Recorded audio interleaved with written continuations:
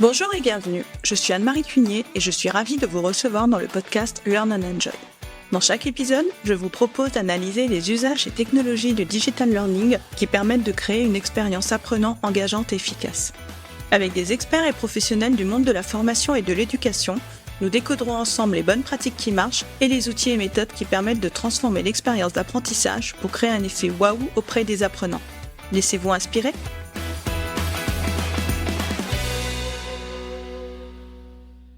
Bonjour à tous! Pendant cette période estivale, comme les 2 précédentes années, je vous ai préparé une liste de quelques ouvrages pour vous inspirer et qui apporteront des pistes pour créer des expériences d'apprentissage engageantes, je l'espère.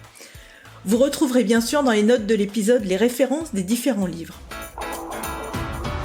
Le premier livre que je vous propose est Pro en ludopédagogie de Marie Cortana. Ce livre s'adresse à tous ceux qui souhaitent faire évoluer leur pratique en intégrant dans leur formation des activités ludiques. Marie y détaille 55 outils et 11 plans d'action pour structurer les scénarios des formations et ainsi permettre aux stagiaires d'apprendre de manière dynamique, divertissante et mémorable. Quelques exemples de thèmes: entrer en relation avec les stagiaires, faire connaissance, créer le groupe, ponctuer les temps dits descendants, favoriser les pauses cognitives, synthétiser les apports et évaluer les apprentissages. J'avais invité Marie dans le podcast pour une première approche de la ludopédagogie.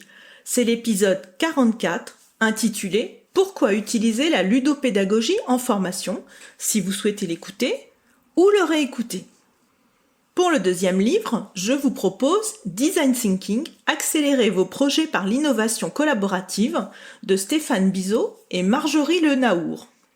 Dans cet ouvrage, vous allez découvrir étape par étape comment mettre en place une démarche de design thinking pour votre projet.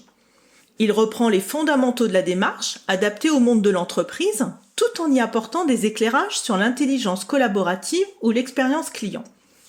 La démarche design thinking peut être adaptée à la conception pédagogique pour co-créer des expériences d'apprentissage. C'est ce que nous avions vu avec Christophe Touchard et Johan Delaby dans l'épisode 58 intitulé « Le design thinking appliqué à la conception pédagogique ». Et je trouve que ce livre est un très bon complément à cet épisode. Dans cette même thématique du design thinking, je vous conseille le jeu de cartes Design Thinking à la carte. C'est une véritable boîte à outils du design thinking où vous retrouverez les outils et techniques classés selon les différentes phases du design thinking grâce à un code couleur pour vous guider lors de l'animation des phases de conception de vos projets. Pour compléter, il y a également des cartes Icebreaker et Énergie pour dynamiser tous vos ateliers, réunions ou séances de travail. Pour le troisième livre, j'ai sélectionné Former avec le micro-learning de Pierre Mongin, Marco Bertolini et Félix Levius. Aujourd'hui, le micro-learning est de plus en plus plébiscité. C'est un format qui répond aux contraintes des apprenants qui sont de plus en plus surchargés et qui ont peu de temps à consacrer à leur formation. Le micro-learning permet d'adapter la formation aux nouvelles façons de travailler. Plus vite, n'importe où, à n'importe quel moment et en toute autonomie. Cet ouvrage permet une première approche du fonctionnement du micro-learning et propose de nombreux cas d'usage pour illustrer. Vous y trouverez le parcours complet d'un module micro-learning depuis sa conception jusqu'à sa diffusion et les modèles pédagogiques qui fonctionnent le mieux comme les répétitions espacées, l'alternance de texte, images, vidéos ou contenu interactif. C'est aussi un très bon complément à l'épisode 49 avec Xavier Van Dieren intitulé « La méthode Miragamo pour des formations mobile learning engageantes ». Passons maintenant au quatrième livre. Je vous propose les 12 lois du cerveau de John Medina. J'ai découvert ce livre grâce à Xavier Van Dieren, encore, lorsque nous avons enregistré l'épisode 49 dont je viens de vous parler. Le docteur John Medina est reconnu comme l'un des plus grands neuroscientifiques de notre époque. Dans cet ouvrage, il décrit les dernières découvertes concernant le fonctionnement du cerveau et propose des pistes de réflexion sur notre manière de former, manager ou travailler. Vous découvrirez des explications simples pour améliorer vos capacités intellectuelles dans le domaine de l'apprentissage, de l'attention, de la mémoire, du sommeil ou du stress. En plus, il y a une synthèse à la fin de chaque chapitre pour aider à sa mémorisation. Pour le 5e livre, je vous propose 2 guides sur la communication inclusive. Le guide de communication inclusive de l'Université du Québec et le guide pour une communication publique sans stéréotype de sexe, édité par le Haut Conseil à l'égalité entre les hommes et les femmes. L'inclusivité est un sujet important et les services formation ont aussi leur rôle à jouer, par exemple avec une présentation non sexiste des femmes et des hommes dans les supports de formation. Nous en avions parlé avec Karl Grant dans l'épisode 55 intitulé « Comment être inclusif dans ces modules e-learning ». Dans ces 2 guides, vous trouverez des bonnes pratiques pour être plus inclusif et valoriser la diversité lors de la conception de vos supports de formation. Bien sûr, je vous indiquerai dans les notes de l'épisode les liens pour télécharger ces 2 guides au format PDF. Le 6e livre est une bande dessinée, Maria Montessori, l'école de la vie, par Caroline Lepeu et Jérôme Mondolini. Vous connaissez sans doute la pédagogie Montessori, mais connaissez-vous l'histoire de Maria ? Médecin féministe et pacifiste née en 1870, Maria Montessori a traversé 2 guerres mondiales, une guerre civile et a révolutionné la pédagogie. Elle a passé sa vie à combattre les préjugés de celles et ceux qui n'avaient pas encore le droit de parole, les femmes et les enfants. Ce roman graphique permet de découvrir son histoire et ses travaux et met en perspective plusieurs aspects de sa vie, l'élaboration de sa méthode, sa vie privée, ainsi que le contexte historique. J'ai beaucoup aimé le côté graphique et le mixte entre introduction à la méthode Montessori et biographie. Pour le 7e livre, j'ai choisi le storytelling en photographie de Fine Bills. Le storytelling, c'est l'art de bien raconter des histoires, l'art de captiver le lecteur. Et on pense souvent à l'écrit et au récit lorsqu'on évoque le storytelling. Mais on peut aussi raconter des histoires grâce aux images. C'est par exemple le cas avec les réseaux sociaux et certains contes aux images très léchées qui permettent de vivre des expériences par procuration. Dans une série d'images, il est possible d'associer des personnages, des événements, des lieux et des sujets pour susciter l'émotion d'un public. Cet ouvrage propose une méthode simple et efficace en 5 étapes pour créer des narrations photographiques. Des exercices pratiques sont également proposés pour la mise en pratique. Appliqué à la formation, le storytelling visuel va contribuer à capter l'attention des apprenants et rendre leur expérience d'apprentissage plus agréable.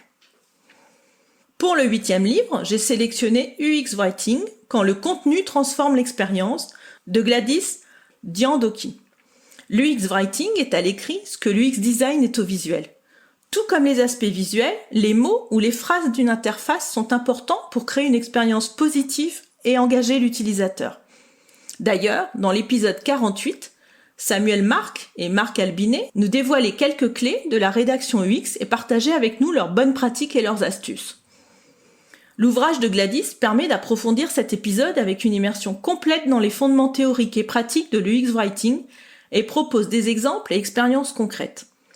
Je suis sûre qu'il est possible de s'inspirer de tous ces conseils pour les appliquer à la conception de modules pédagogiques digitaux afin de créer des interfaces fluides pour engager l'apprenant. Créer des expériences engageantes, c'est ce que nous recherchons tous.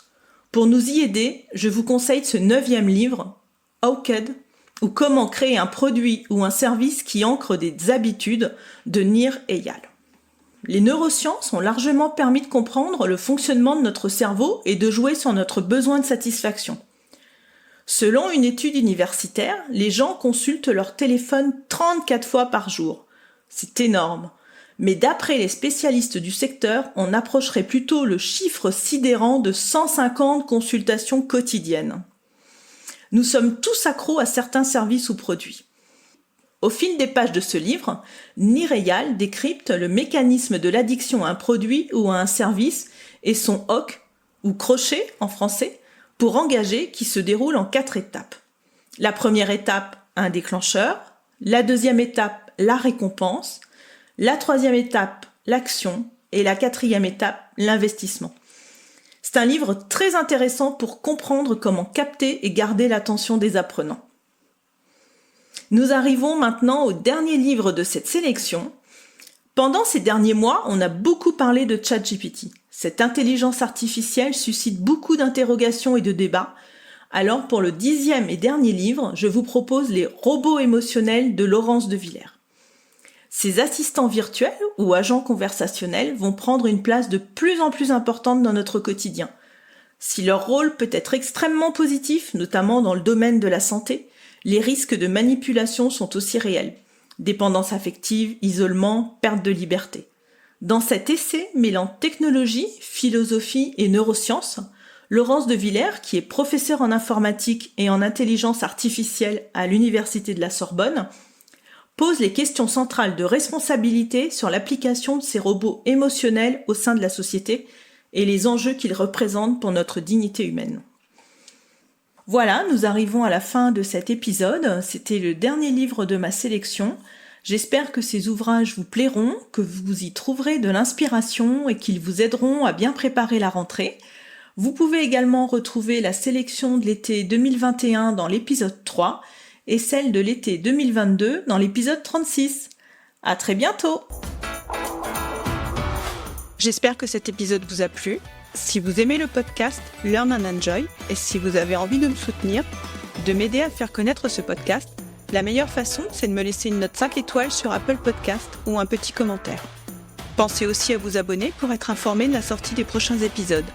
Et pour rester en contact ou me proposer un thème que vous souhaitez que j'aborde, vous pouvez me rejoindre sur LinkedIn. Vous me trouverez sous mon nom, Anne-Marie Cuinier. Je vous dis à très vite pour un nouvel épisode.